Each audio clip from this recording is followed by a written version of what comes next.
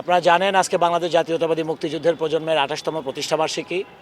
আজ থেকে ২৭ বছর আগে এই দিনে বাংলাদেশের মুক্তিযোদ্ধার সন্তান এবং মুক্তিযুদ্ধের চেতনায় বিশ্বাসী যুবকদের নিয়ে কিন্তু এই সংগঠনটি প্রতিষ্ঠা হয়েছিল তৎকালীন বিএনপির নেতৃবৃন্দের মাধ্যমে, এবং তৎকালীন কিন্তু সংগঠনটি পরিচালিত হতো মুক্তিযোদ্ধা দলের কমান্ডের অধীনে। কিন্তু পরবর্তীতে ২০১০ সালে দেশনেত্রী বেগম খালেদা জিয়ার নির্দেশে তৎকালীন মুক্তিযোদ্ধা বিষয়ক সম্পাদক জনাব হামিদুল্লাহ খান বীর প্রতীক সেক্টর কমান্ডার, তার হাতে স্বাক্ষরিত একটা কমিটি শামা ওবায়েদকে প্রেসিডেন্ট করে এবং আমাকে সাধারণ সম্পাদক করে ২০১০ সালে আজকের এই কমিটি ঘোষিত হয়েছিল।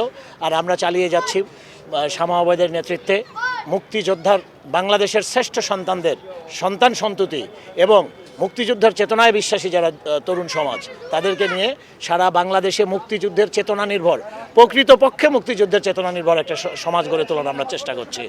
আওয়ামী লীগ যে স্বাধীনতার সপক্ষের শক্তি বলে এতদিন দাবি করে এসেছে, আজকে প্রমাণিত হয়েছে আওয়ামী লীগ বাংলাদেশের স্বাধীনতার জন্য সবচেয়ে বড় শত্রু।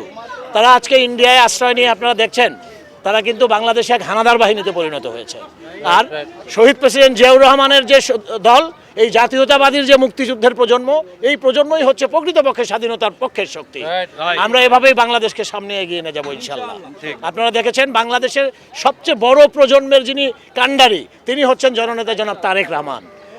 আজকে এই প্রতিষ্ঠাবার্ষিকীর দিনে আমার নেতা তারেক রহমানের জন্য সবচেয়ে বড় উপহার হচ্ছে আজকে বাংলাদেশের সুপ্রিম কোর্ট তারেক রহমানকে কিন্তু বেকসুর খালাস প্রদান করেছেন।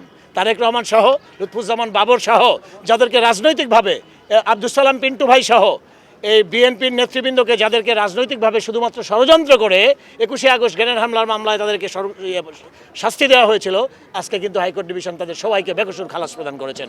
আজকের দিনে জনাব তারেক রহমানের জন্য প্রজন্মের তরফ থেকে, আমাদের প্রজন্মের জন্মদিনে তারেক রহমানের জন্য বিশেষ উপহার।